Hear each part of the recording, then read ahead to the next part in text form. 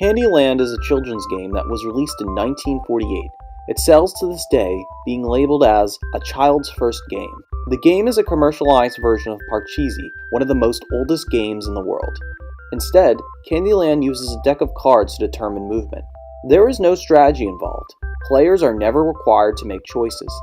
They just have to draw a card and move. The winner is predetermined by the shuffle of the cards. Most serious gamers don't consider Candyland as enjoyable, but there is more than meets the eye within this game. The game was designed by Eleanor Abbott while she was working with polio children. Since these kids were sickly, they needed a game which required little to no effort. Hence, Abbott directed the game as an enjoyable and somewhat escapist experience. In the span of 40 years, the game went through 7 editions and became Milton Bradley's best-selling product. Most Gen Xers and millennials may recall the 1980s edition as being the version they have played with. I recently bought the 2014 edition of the game, which I picked up at my local Target for only $3. However, I would recommend getting the 2008 retro game version of the 1984 Candyland, as I am quite nostalgic about the map as well as the aesthetics.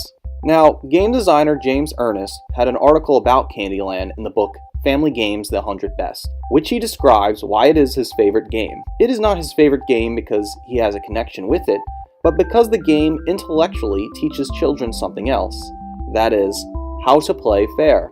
There is no strategy in Candyland, and you might as well watch raindrops fall from a window screen and predict which one hits the bottom first. And Candyland is no different from that, but it is the illusion that you are playing a game, that there is effort or influence in the game system, and that you as the player are making sincere, interesting choices without doing anything. However, the winner is determined randomly, and the winning player feels that this investment of flipping the cards made him win, not his skills.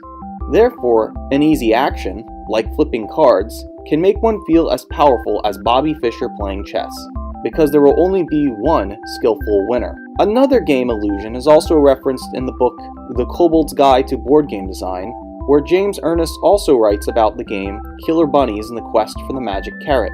The winner of this game is determined by a lottery. Before the lottery begins, each player fights for a carrot card through a sophisticated game with lots of strategy and choices. Once all the carrot cards are taken, the lottery begins. The player has a higher chance of winning if he has more carrot cards than the other player, but even the worst skilled player can win Killer Bunnies.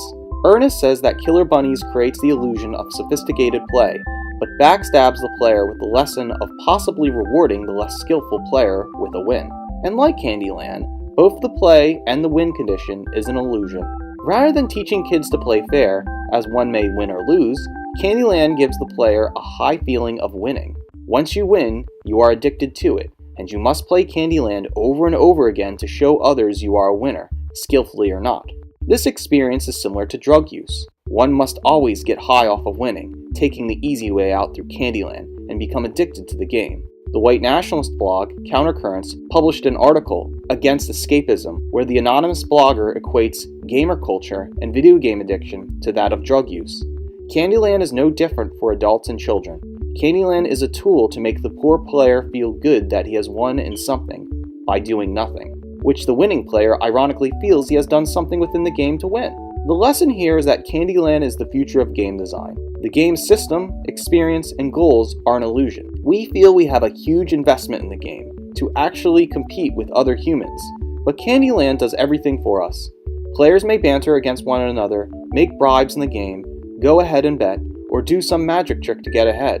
It doesn't matter. Candyland is the perfect game design because it presents the spirit of a game under an illusion. Everything in game design is there, but the only control we have is socializing with other people. Candyland is an interface for social activity, but its childish theme scares adults away from enjoying the game. That's why they play more liberal games like Cards Against Humanity, which is another illusion game. If you want to win at something, play Candyland. It makes anyone feel they are good at something. You might as well get addicted to it. The investment is an illusion, but we as people are dictated by a system we can easily break, if we knew any better. This is what it means to be a game designer, to see what a game is and how it functions. What kind of people, ecstasies, and new realities can we experience with an interface like Candyland?